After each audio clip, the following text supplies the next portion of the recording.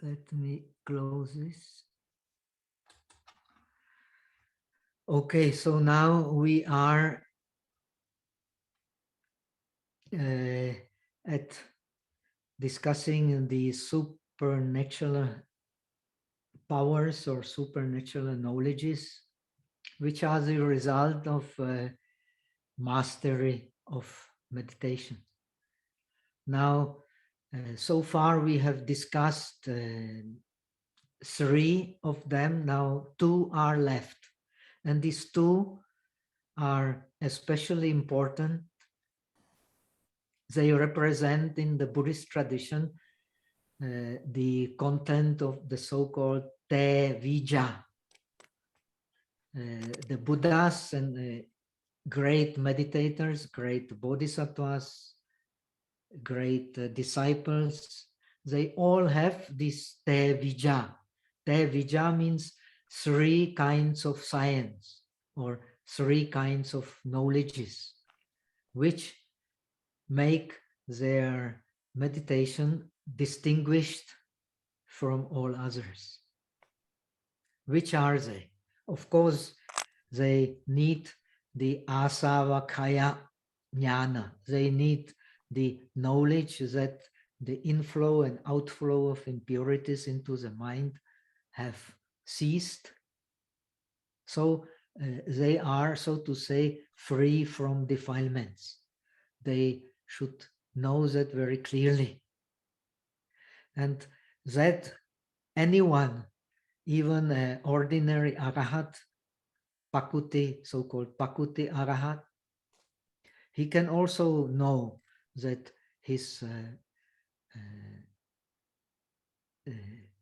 inflow and outflow of impurities into mind have ceased, and that now he has a freedom of the mind. That is, in a way, the aim of the Buddhist practice. But the strength of the Buddhist practice, according to all Buddhist traditions, depends on the power of the paramis, power of the perfections. The supreme power of perfections is the privilege of the Buddhas, the fully realized Buddhas, who have realized the Anuttara Samyak Sambodhi, the perfect realization. And perfect realization means realization, so to say, of in a non-dual sense, together with all beings. So this is a privilege of the Buddha. Now, the great bodhisattvas, the great disciples, they also have the 3 sciences and 3 knowledges. They are liberated from defilements. They have knowledge of the past lives. This is what we're going to discuss today. And they have the divine eye. This will be the last supernatural power we're going to discuss. So, due to the Pubbe Nivasa, the knowledge of the past dwellings or knowledge of the past lives, they are clear about the past. They have deep understanding of the past and the past causes and conditions of their present birth. According to Buddhism, of course, nothing happens without appropriate causes, and those who have knowledge of the past lives, they can, we will talk about it in a while, they have the method to discern all the circumstances of their past lives. In Indian society, in what caste they were born, what was their name, what was who were their parents, and so on. All this they can discern, and they can also discern, which is very important for our purpose. This is especially emphasized by Kumarajiva. They can also discern very clearly their wholesome and unwholesome karmas in the past lives, and how, due to the wholesome and unwholesome karmas in the past life, they were born in different conditionings, in different lives. According to the Atthakathas, like Majjhima Nikaya 51,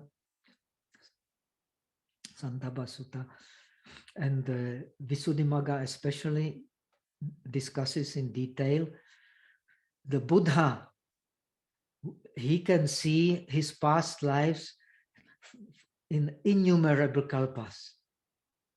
No limit to his seeing of the past lives. Next, the Pratyeka Buddhas, they can see, I don't know, maybe just one innumerable kalpa. The great disciples, they can see thousands and thousands, hundreds, thousands of kalpas.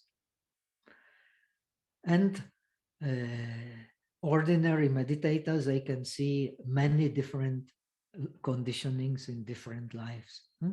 So how many different lives we see according to this principle propounded in Visuddhimagga also depends on our paramis. So due to the knowledge of the past dwellings, Pubbaya Nivasa, we know the circumstances of our past lives and how the habits, the vasanas of the past lives decide our behavior in the present life also, which is psychologically, of course, very interesting and important. Now, due to the knowledge of the divine I, the meditator can also see the future. He can see, we will discuss next week in our last lecture, he will be able to see his future circumstances. If he is an arahat, of course, he will not be born. But if he is a bodhisattva, it is very important to know when he is dying and in what circumstances he will die. So by mastering meditation, mastering the inflow and outflow of impurities into the mind, what he gets the complete awareness in the present by mastering the previous lives. He gets the knowledge of the past by mastering the divine I. He gets the knowledge of the future life, or at least the tendencies in the future life. So in this sense, he gets the deeper understanding of the dependent origination.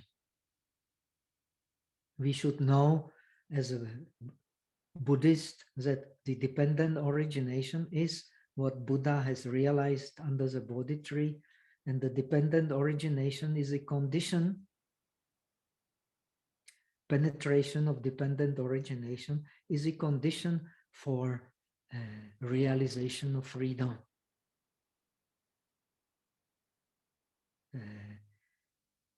For dependent origination explains the cause of the suffering, and also explains the way how to get rid of suffering. But basically it explains the worldly truth.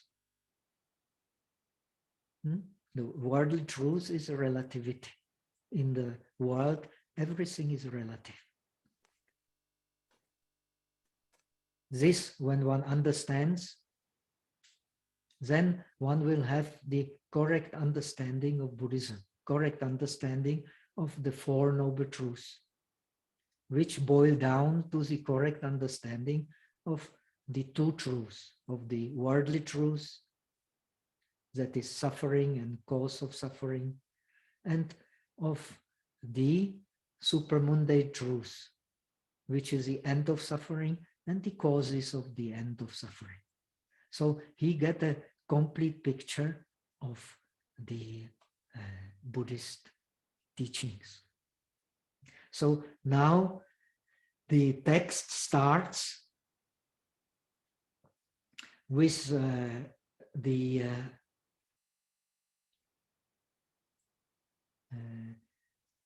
explaining the method how to get this knowledge of the past lives.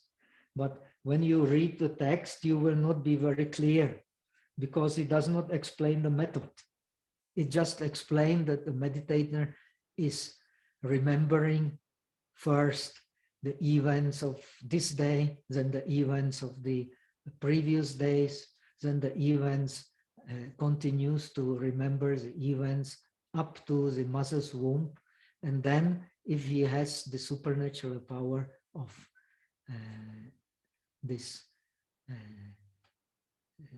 if he has mastered the dhyanas, then he can go back to the previous life, and from one previous life to another previous life. But how does he do it? This is very important. Here comes the importance of Abhidhamma or Abhidharma, because these scenes of his past, they based completely on the conventional reality. He experienced this and this person, he experienced this and this event. All this is just conventional reality.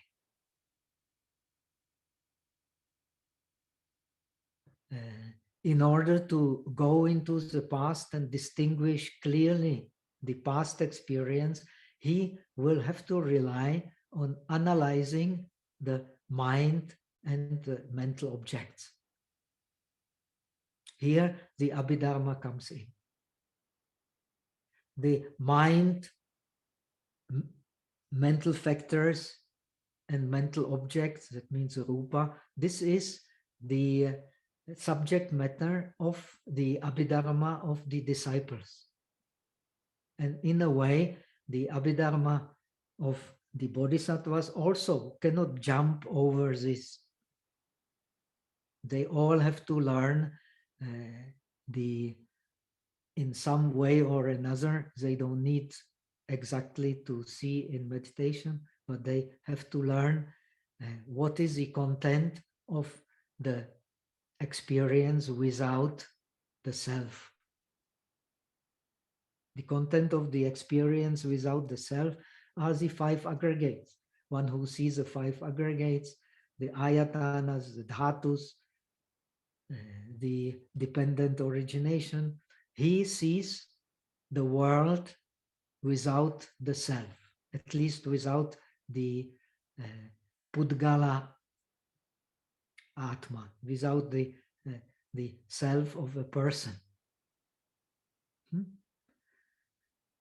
This is the first step.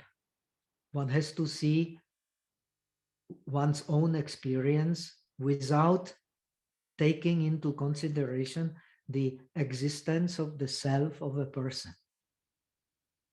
And for that, the Abhidhamma teachings are supreme. So on the base, we have already discussed before, the advantage of dhyana, as mentioned and clearly explained in Visuddhimagga.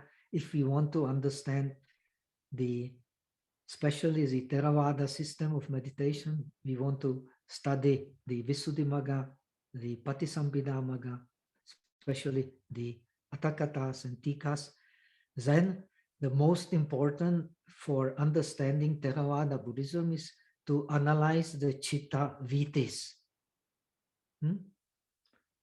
The mind is a process, as everything we experience in the world.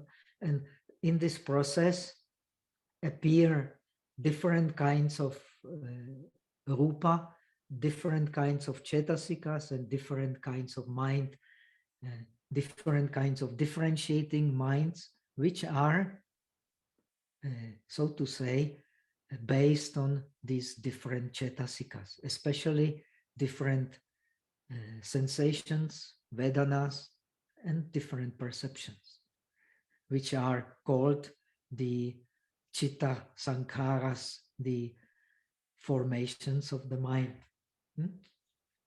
So these formations of the mind, they determine the way we differentiate things by our mental consciousness. Now, this mental consciousness arises together with these mental factors, and when one has analyzed them based on jhana, one can do that. Without the jhana, it will be very difficult. We have already discussed when one has the jhana, one can see the immediately preceding mind. Immediately preceding mind is a mind which appears at the base of consciousness. When you have stabilized the mental object, then you will see this mental object, same mental object at the base of your mind, called in Theravada bhavanga, or called alaya. This is the mind which explains continuity. According to the most of the Buddhist systems, except maybe Madhyamika, which is very special, you have to base your investigation on the idea of continuity and have to justify the continuity, because continuity is a worldly, is a relativity. Relativity is continuity, is cause and effect. By understanding cause and effect, by understanding relativity, we can penetrate without delusion, without vipallasa, which is the content of delusion, without the perverted views, perverted perceptions, perverted minds. We can then understand things as they really are. That is vipassana.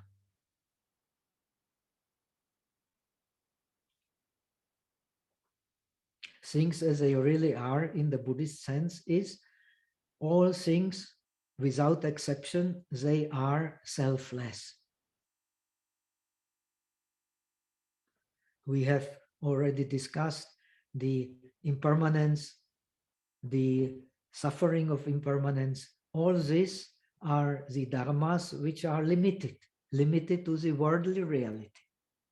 But selflessness is one, not limited to the worldly, not limited to the supramundane, to nirvana. Only selflessness is the universal principle of everything we experience. This is Buddhism, and this is very important to understand. This is what makes Buddhism different from other teachings. And this is what we should be always aware of. So now we want to see the past lives. We have to analyze our present experience in terms of whatever Abhidharma system for analyzing the mind we accept.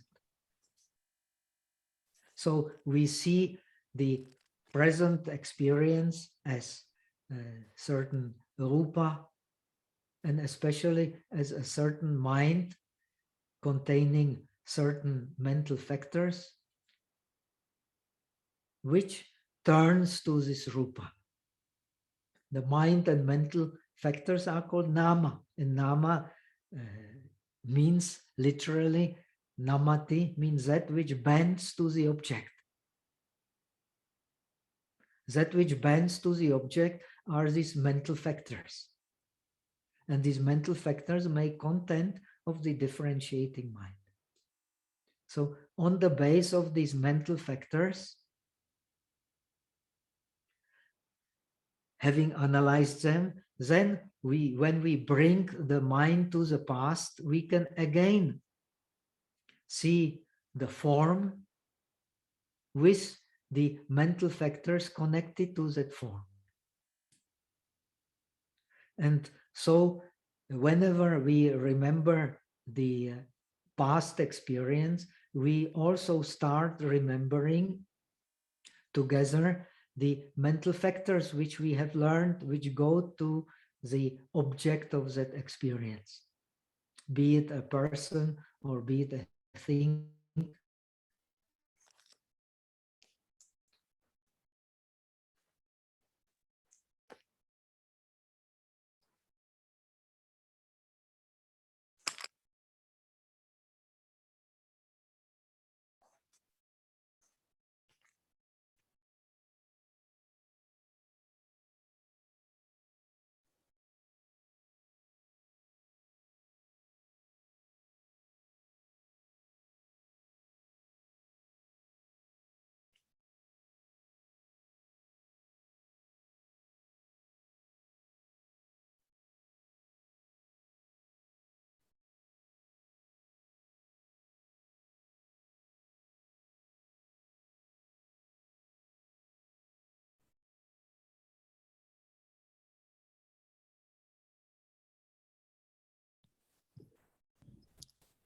I think Bhante has lost connection. Let's just wait until he can rejoin.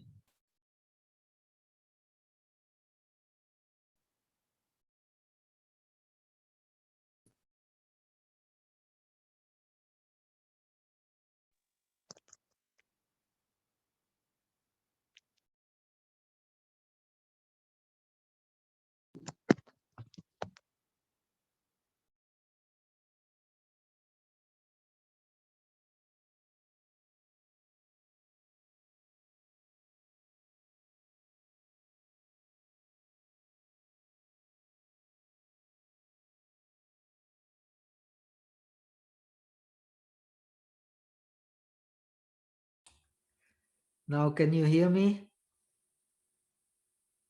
Yes, we can. You're back. Yes. Okay. It's all misty and cloudy, and I am living in a remote place. So these are the difficulties. But now No it seems to problem. be working. It's So absolutely fine.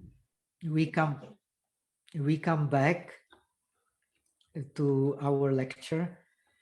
So we can apply, when we have learned the art of applying the different structures to our present experience, then while remembering the past events, we can apply the same structures as we have learned in the Abhidhamma, whether it be northern or southern.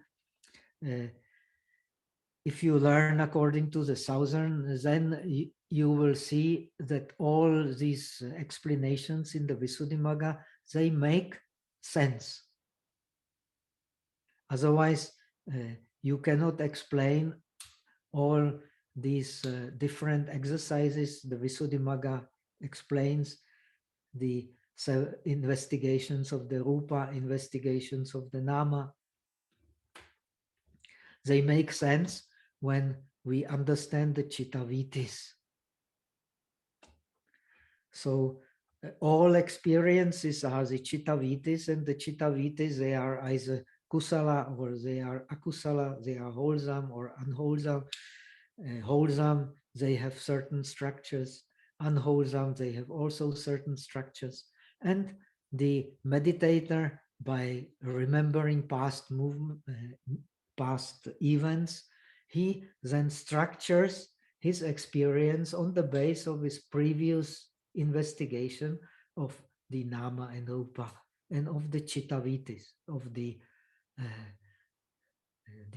processes of the mind. Of what mind? Of the differentiating mind. Of course, the non-differentiating mind, you cannot differentiate. This is very important to understand. And from the point of view of non-differentiating mind, you can also analyze. But you cannot analyze on the base of the structures,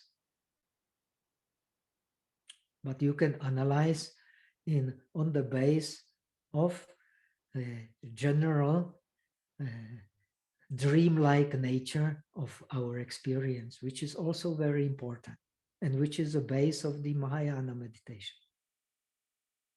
All these from the non-dualistic meditation, all these structures explained in the Abhidhamma, they are just worldly reality. And the worldly reality, to use the Chandrakirti's explanation, is precisely that which is ignorance, which hides samvrinoti, which covers the reality of the supermundane, which is according to the non-dualistic understanding. And Kumarajiva is the one who never tires of bringing again and again this non-dualistic understanding. According to non-dualistic understanding, the world is kind of a perversion. It is a mental perversion to see reality in the world, to see existence in the world, not to speak about non-existence. That which does not exist in reality cannot also not exist. But still, in order to understand the conventional, these analyses are very useful and in a way also very necessary. They deepen our knowledge of Buddhism. So this is the method. In order to understand what is explaining here in the first paragraph, we should understand the method. When you remember past events, and this is very interesting, and that's why it's so worthwhile to do this practice, by remembering, your memory becomes more and more clear, so that you can remember sometimes the events you think you have forgotten. So they will come again refreshed into your memory, the things you have experienced in early childhood. And then you take on this principle, you can go back and back, because this relativity is linear. The time is linear. You can go to the beginning and you can go to the end. This is why a good meditator, he can see the when ends of his life is coming, or he can see the tendency when it is coming to the end, because he sees on this basis of bringing the mind back, he can also bring the mind into the future. Because this bhavanga or alaya is a process in time.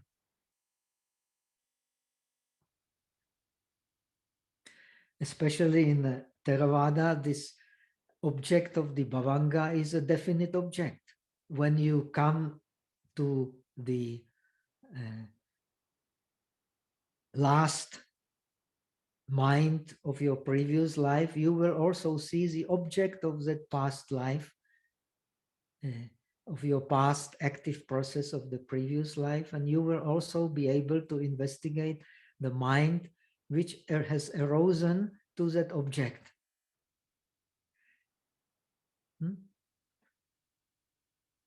So all this is very helpful for understanding the nature of relativity. Relativity is time. And time is linear.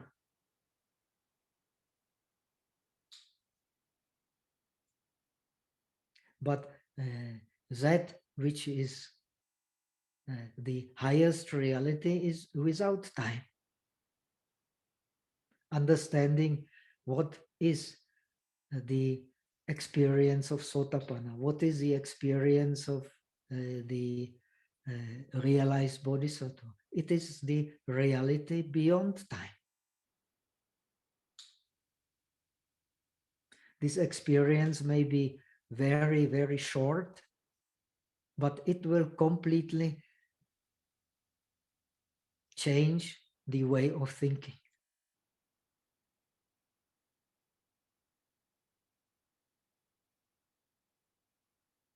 So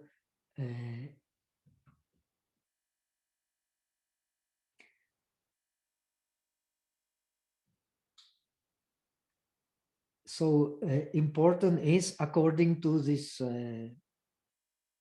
Kumarajiva explanation, he can know, in virtue of his remembering of past life, he can know the events of his own lives and of the lives of other beings, as many as sands in the river Ganges. How can he know it? The same, because he has analyzed the structure of his nama and of rupa, which is connected to it. What he sees in himself, he can also see in the other. Because these structures of the mind are same in all beings. Only those who meditate, they get experience of the different structures like the dhyanas or the different types of the vimokshas. But basically, all beings, they work with the same mental factors, which are content of their differentiating mind. And the differentiating mind has similar structures in all beings. Greed is similar, the dislike is similar, only the objects are different. The concepts are different, but these basic structures, they are the same. The greed is one, the resistance is one, the fear is one, the factors of mind connected with depression, with worries, with different types of attachments, they are the same. So this Abhidhamma brings a universal model into the working of the mind. But as Madhyamika explains very clearly, it can only be understood in terms of the upaya. It is only the means. Once it is considered to be objective reality, it becomes a great problem. And this is the problems arose because of the tendency of different schools of Buddhism of regarding this analysis of rupa and nama as objective reality. So, of course, there was a need for the different vision, which came with the Transcendental Wisdom Sutras, which show very clearly that all that can be defined by differentiating mind can only and exclusively be a relative reality, can never be the highest reality. This teaching was very important, and it is also very important now.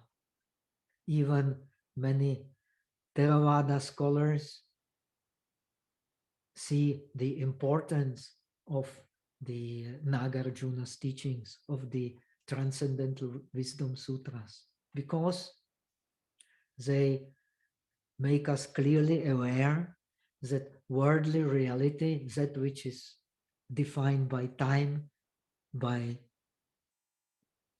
impermanence, cannot be the paramata, cannot be the highest reality. And Kumarajiva is very well aware of it, as we have seen. And what is most interesting in Kumarajiva thinking is that he does not see at all the teachings of the disciples and the teachings of the bodhisattva as being a contradictory. He sees them clearly as having no contradiction whatsoever. Once you recognize the teachings of the disciples only as a skillful means for realizing the ultimate reality, which is one and which is emptiness.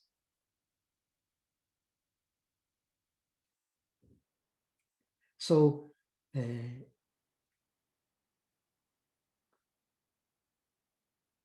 he will recollect all these, his own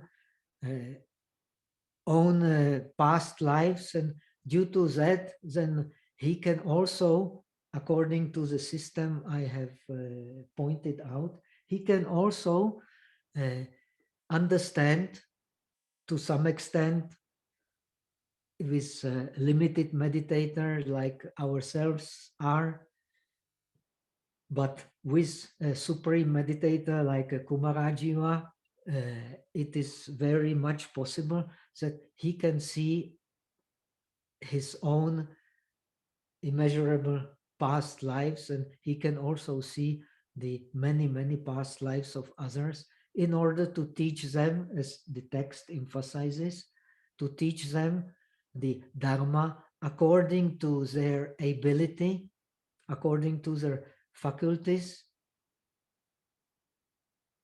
according to their ability to receive the teachings. Because for the Buddhists, the teachings, Buddha's teachings, they are not just Buddha's teaching, they describe the objective reality. There is only one objective reality, and that is the reality of selflessness. No matter whether the Buddha is here to explain it or Buddha is not here to explain it, the selflessness is for the Buddhists the only real reality.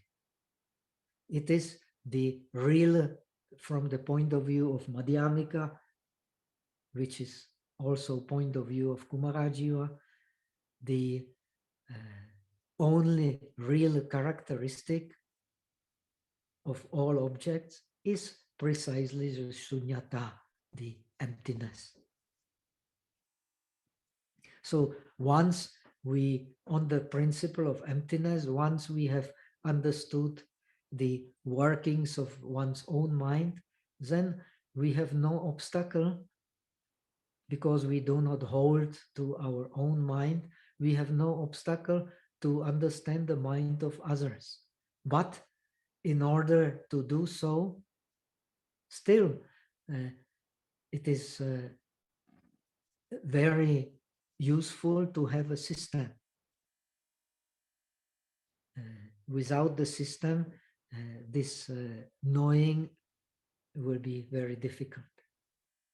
Just as in case we have discussed last week, in case of knowing the minds of others, so knowing the past life, we need a system, analytical system.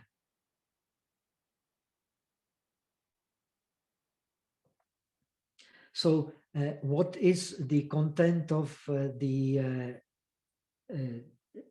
knowledge of the past life? It is explained very clearly in the sutras, also like Samanya Phala Sutta and so on, and also in Abhidhamma, he knows, just explained, he was born in such and such place, had such and such name, belonged to such and such caste, had such and such lifespan, enjoy such pleasures and so much and such suffering. And so he will also see in the case of other persons. And what most important is, this is emphasized, we have already discussed that in relation to the previous supernatural knowledges. What is most important, knowing this, he will understand his own circumstances, and he will understand the circumstances of others, so he can teach them accordingly. This is called adeshana and anushasana pratiharya. The miracle, according to Buddha, the real miracle is not flying in the air or walking on the water. This is just a sight.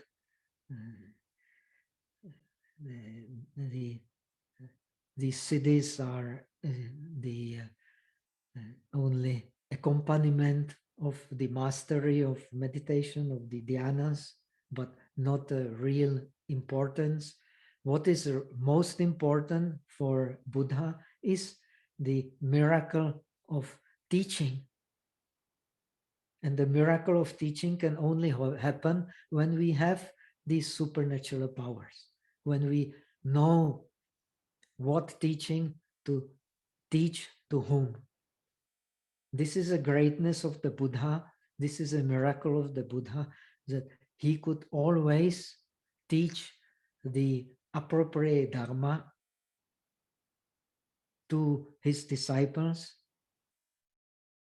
He could also reprimand them, even such great disciples like Sariputta. He would reprimand teaching not appropriate Dharma to those who were able to receive the higher Dharma, the Dharma of complete liberation.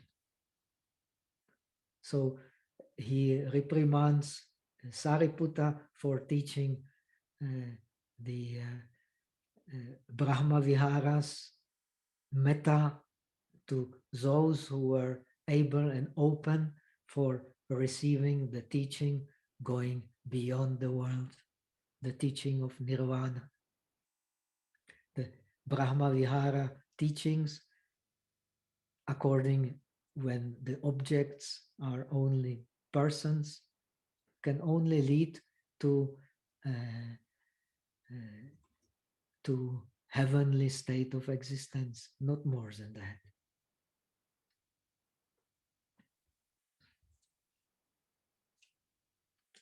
So Buddha accordingly also teaches this to those who are able to attain this heavenly state of existence, but not to those who are able to get a complete liberation from the state of samsaric existence.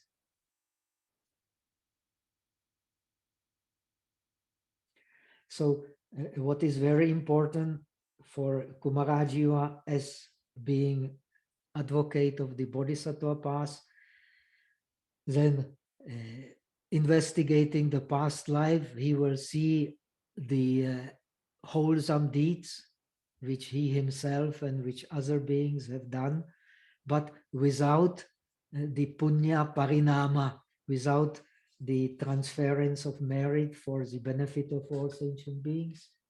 So being a bodhisattva, he can again remember these wholesome deeds in himself and also in others, and do the dedication, do the punya parinama, do the transference of merit, so that he can be of maximum use to himself and to others, which is the aim of Buddhism.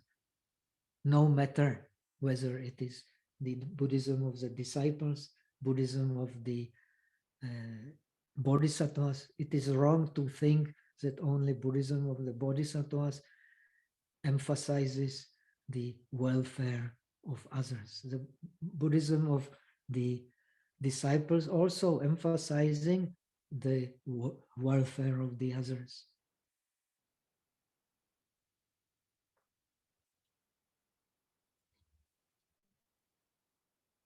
So no matter whether one is disciple or one is the bodhisattva, when one is disciple, then he will do the transference of merit for the sake of nirvana. If he is a bodhisattva, he will do the transference of merit for attaining the state of the highest Buddhahood. Of course, Kumarajiva, being the translator of the Lotus Sutra, he must have thought definitely that as the state of the perfect Buddha is the only ultimate reality, as the Lotus Sutra teaches. And he in Lotus Sutra, the disciples like Sariputta, to start with, they all finally make dedication to become the perfectly enlightened Buddhas.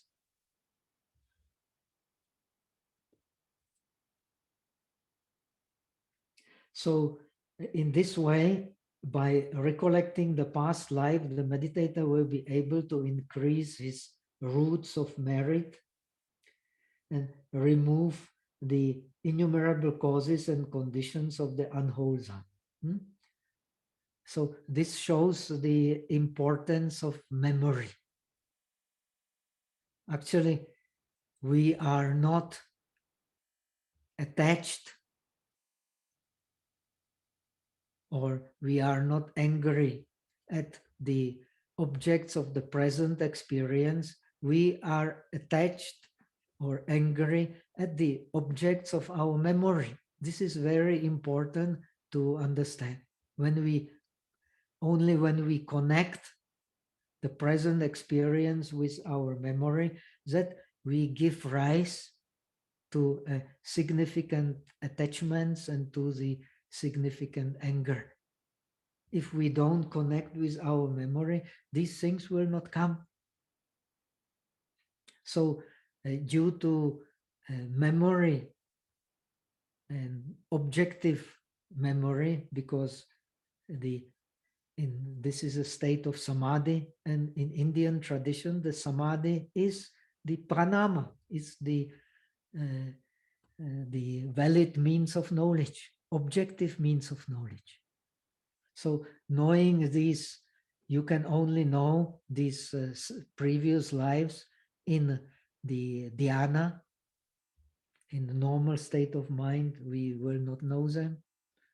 And dhyana is always connected with sankhara upekha, with the equanimity to sensations and to perceptions. So it is also kind of wisdom, but limited wisdom.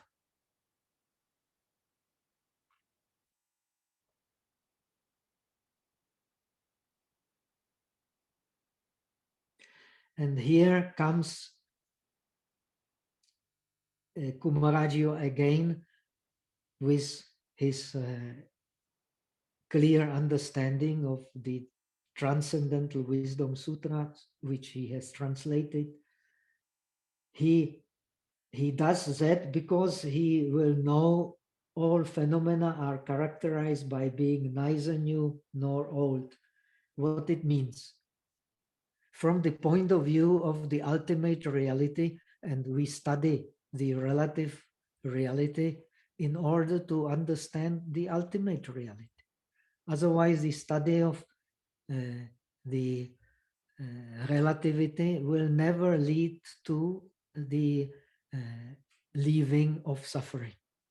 Impossible. It may release, may improve the way of living, but it will not remove suffering altogether. It is impossible.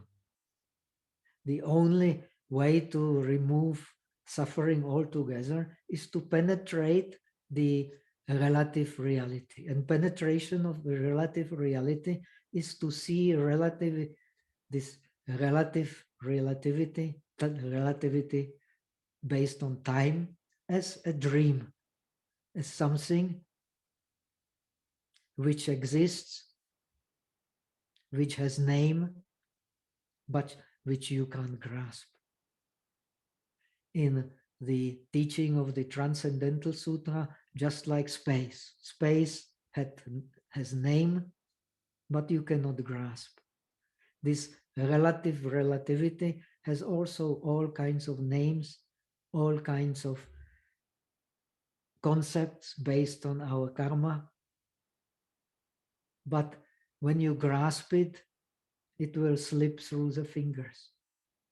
Through what fingers? The fingers of the mind.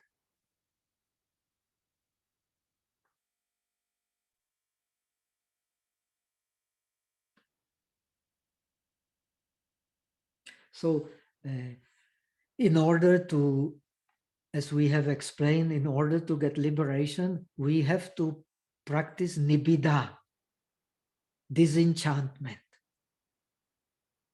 Bhikkhu Bodhi translates, usually translated as disgust. Anyway, one has to be disconcerted about the worldly reality, to be concerned seriously about the ultimate reality, which is beyond suffering. If one is not disconcerted, not too attached to the worldly reality, one will not be shaken, not have samvega to go beyond it. No one can go beyond it literally, because the arahat still has to stay in the relative reality, but will go beyond it through his viraga and through his equanimity, through his detachment and through his equanimity. This equanimity does not mean, at least in Kumarajiva sense, it does not mean disgust, but it means active concern without attachment.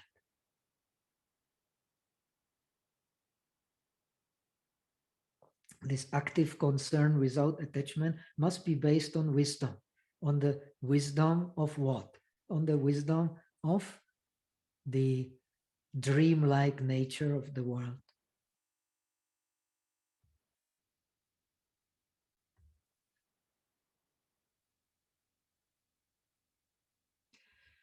Why the dreamlike nature of the world? Because the Kumarajiva explained the mundane phenomena are constructed, are fabrications based exactly on our memory. Our present fabrications are based on the memory of the past fabrications. And this is the continuity of time, according to the Transcendental Wisdom Sutras. The continuity of time is the continuity of mental constructions.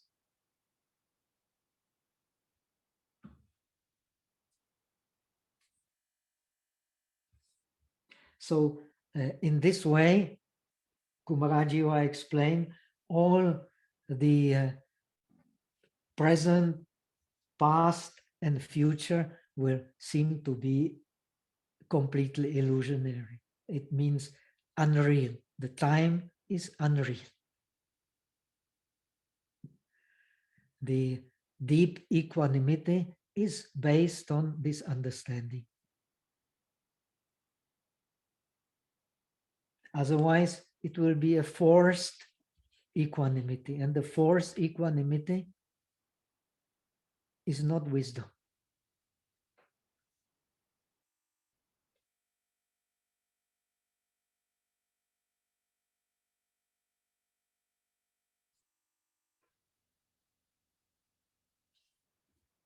So here comes clearly Kumarajiva's understanding of the Transcendental Wisdom Sutras, which he has translated. It means this worldly reality has no true nature, no true characteristic. Because it has no true characteristics, as the Transcendental Sutras teach, it is not really born. That which has no swabhava, which has no real own characteristic, is not really born. And that which is not really born can also never really cease. So understanding of the past lives, also Kumarajiva leads us through it to a lecture on the Transcendental Wisdom.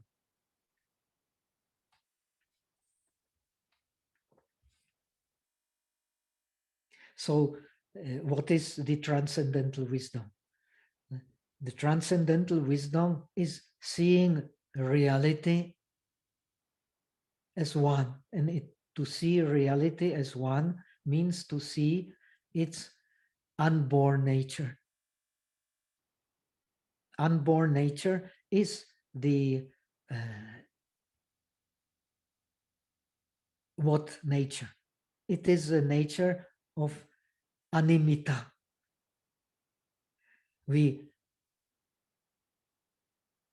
observe impermanence, penetrate impermanence in order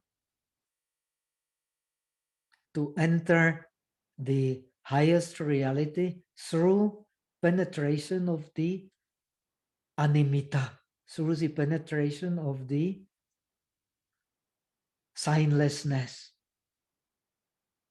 The signlessness is emptiness,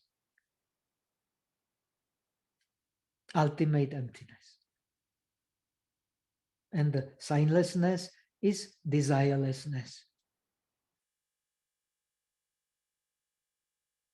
In signlessness, desirelessness, emptiness, the worldly reality is ultimately unborn. Ultimately unborn. It does not mean that it is not born. It is born, but only in a relative sense.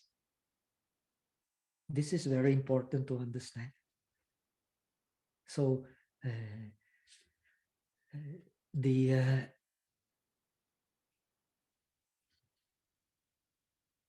proponents of Transcendental Wisdom sutras have been criticized as being the nihilist, but they cannot be nihilist because they never deny the relative reality. Relative reality is only relative reality.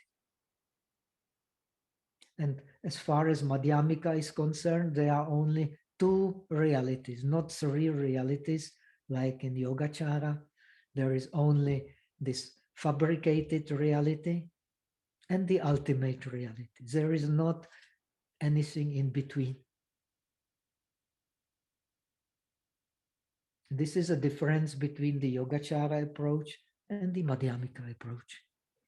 So you do not need any paratantra, any reality created by other causes. Why not just accept one reality?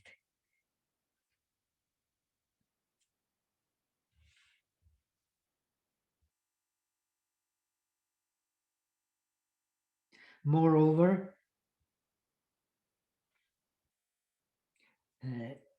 here comes the penetration of emptiness. For Kumarajiva, this is very wonderful how he is able to combine the teachings of the disciples and the teachings of the bodhisattvas into one. For him, they are the same. Because he understands emptiness, he understands that the impermanence of all pleasures, because of understanding of emptiness. Without understanding emptiness, he will not penetrate thoroughly the impermanence of all pleasures. So, if he understands the impermanence of all pleasures as emptiness, he will, as Kumarajiva did, he may still not disregard the pleasures of the world. The pleasures of the world are the pleasures of the world. Why not? But they only belong to the relative reality and they can never be satisfying. It does not mean that one has to be disgusted by them. Disgusted by them is only the means for attaining this equanimity. Equanimity is not disgust.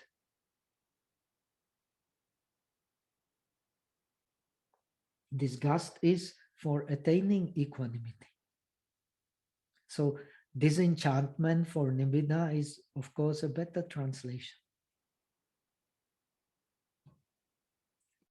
So in this sense, here is very important. Actually, this is essence of the Transcendental Wisdom Sutras, and this is also the base for understanding the Zen tradition, which is based on the Transcendental Wisdom Sutras. Due to this emptiness of everything that is impermanent, even whatever fabrication you make in mind, even the supreme forms of Buddhas, Bodhisattvas, of the Pure Lands, they are also impermanent.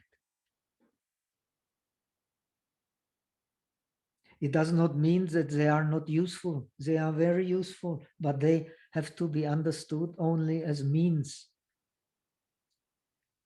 Once you attach to the Pure Land, you are deprived of the Pure Land. This is a paradox which is very difficult to understand. That's why in order to understand the tantric teaching, one has to have a complete mastery of these Transcendental Wisdom Sutras. These Pure Lands of bodhisattvas, they are only the skillful means, not more than that.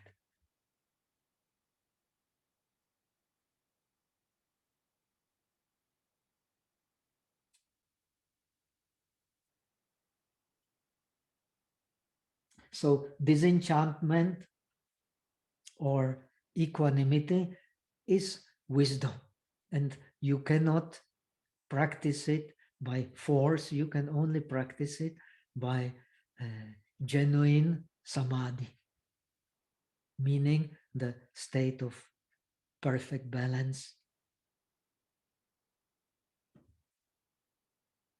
So in this way, he will enter the samadhi of impermanence and emptiness. And most important, the samadhi of impermanence and emptiness is to be connected with the arising of the great compassion. Here comes the bodhicitta, due to the understanding of the emptiness of impermanence. One gets detached from one's own imperfections, which are as high as Mount of Sumeru.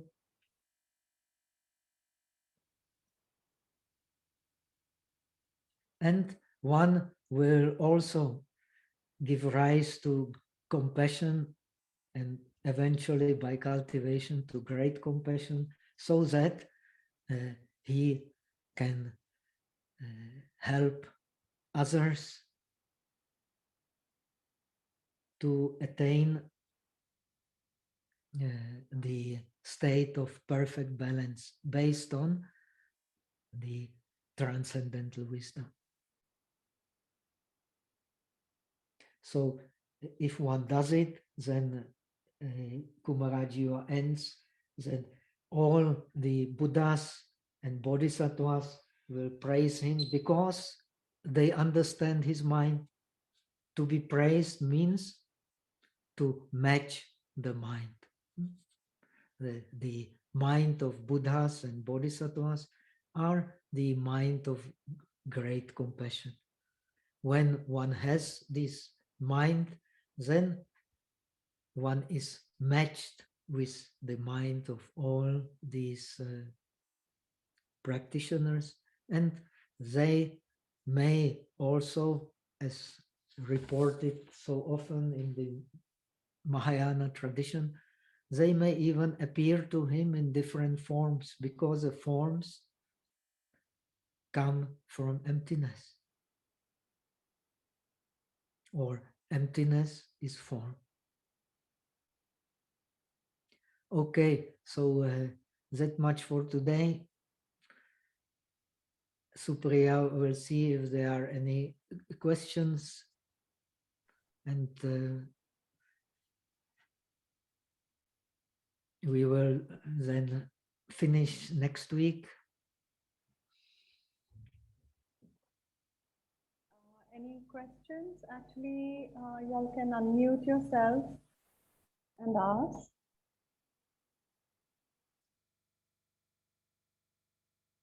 Chatso Bhante was waiting for you. You usually have a good question to ask us, then. Chetso. Yeah. Okay, I will call her. No.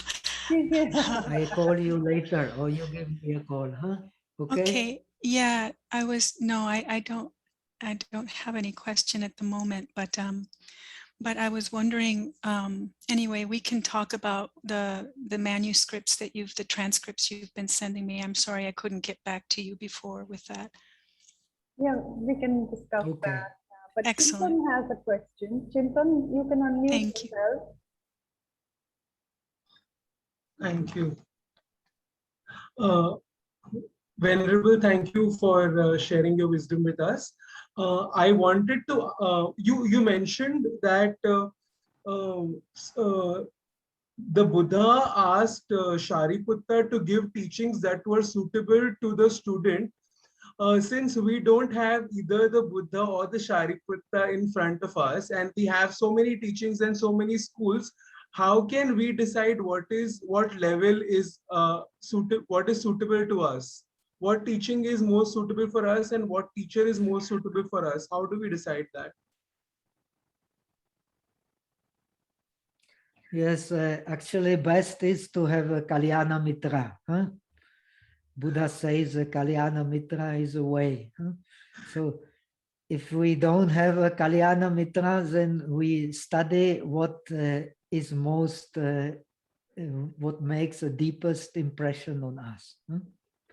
Suppose you have interest in some aspect, we cannot, the Tripitaka, even if you read day and night, you will never be able to finish in one life. Impossible. So you choose that part of Tripitaka, that teaching which you find the most inspiring, and you go into depths and practice. This is when you practice well, then the teacher will find you for sure. Or you will find them, because when the teacher sees that you are serious, he will give you some serious teaching. If he does not see that you are serious, he will give you just some superficial instructions. So this is how it is. When we are serious, we will surely find the suitable teacher. We have to believe. Thank you, Venerable. Okay. Bhante, can I ask a small question? Okay. You said when he understands emptiness, when he penetrates emptiness, then he understands the impermanence of pleasures. Yes. So in our early traditions, we do not have the kind of articulation of emptiness that we may find in Nagarjuna's works. But does that mean to say that in that kind of tradition, with that practice, there is an incomplete understanding of the impermanence of pleasures? Or do we say that how do we understand that? I don't know if my question is clear. Well, there is a lot of misunderstanding of Buddhism from the Hindu philosophers, and the Buddhist philosophers also tend to misunderstand Hindu teachings as being just the worldly teachings for worldly goods and not for the ultimate reality. Because so many different terminologies, and we are defined by our terminology, by names. But in Jaina, Hindu teachings, you will find also a lot on impermanence. This nama rupa is clearly explained as impermanence, also in Samkhya, also in Vedanta. So this emphasis on impermanence is not only Buddhist. But in Buddhism, it is most clearly connected with the teaching of the selflessness, which is not the case in other philosophers. Impermanence means selflessness, nothing else. When one understands it very clearly, then in Mahayana scriptures, the teaching of impermanence then leads to the realization of what the Mahayana, like Nirvana Sutra, Mahayana Nirvana Sutra, calls the real self, and comes very close to Sat Chit Ananda. Finally, instead of impermanence, suffering, and selflessness, you finally get, even in the Mahayana Sutras, late Mahayana Sutras, connected with the Tathagata Garbha, you get the permanence, the real Ananda, and the real self. So you can explain in many different ways, but you can handle also in many different ways. But definitely if you are a Buddhist, there you must clearly understand the teaching of emptiness. This is the must. You cannot jump over it. So, as Lankavatara Sutra explained, and so was, all this teaching is to attract to Buddhism, which they believe to be the only real, to attract those who are firm believers in the self. So skillful means, and the Transcendental Wisdom Sutra says very clearly, all teachings of the Buddha are just the skillful means, nothing else. If you take the skillful means to be the nitartha, then you are wrong. And this teaching was very important, and it explains the Buddha's teachings much better. The teachings of the disciples, of course. So this teaching of Transcendental Wisdom Sutras are very important for understanding the teaching of disciples, the early Buddhism.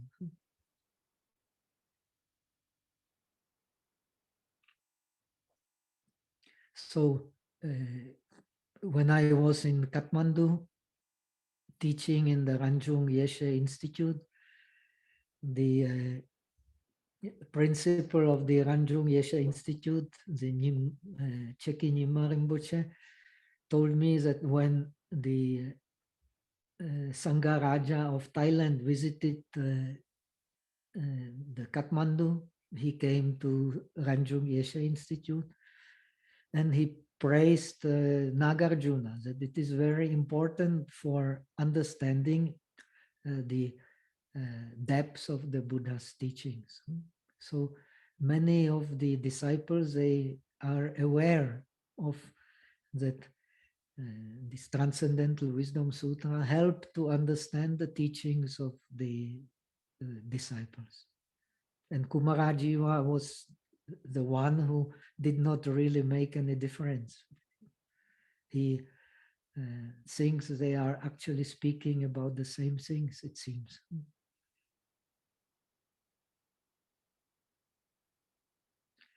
After the period of Kumarajiva, then came these significant conflicts.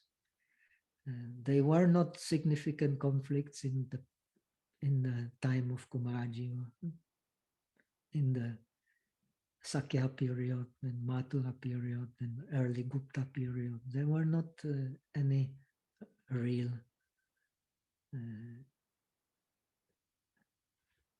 like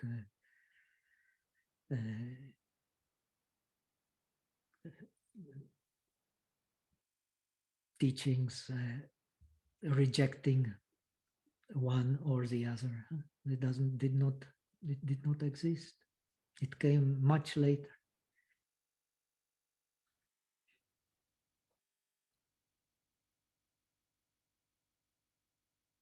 So shall we do the transference of merit and finish for today? Yes, Bhante, thank you so much. Thank you.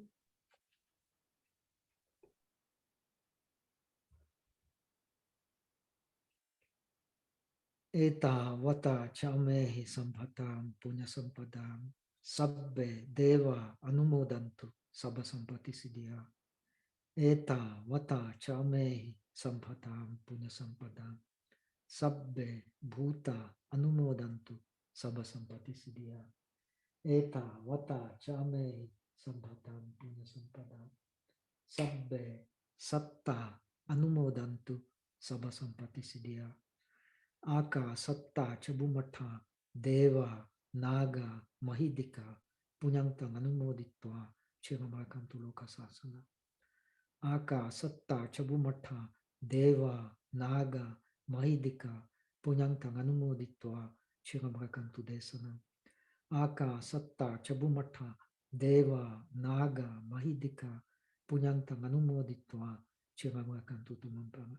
Devo vasatu kalene sasa sampati hotucha, pito bhavatu lokocha, raja. Bhavatu Dhammiko. Sadhu, sadhu, sadhu.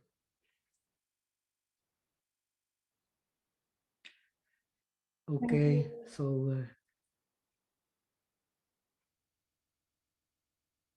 talk to you later. Have a, you are at already late evening, huh? I am still in the afternoon. So have a nice evening and see you next week. Huh? Bye. Bye-bye. Thank you. Okay. Sadhu, sadhu, Osman. sadhu. Thank you, Bhante. Thank you. Thank you. Osman, I Yes, will Thank be. you, Bhante. Are you there, Osman? yes, I'm here, Bhante.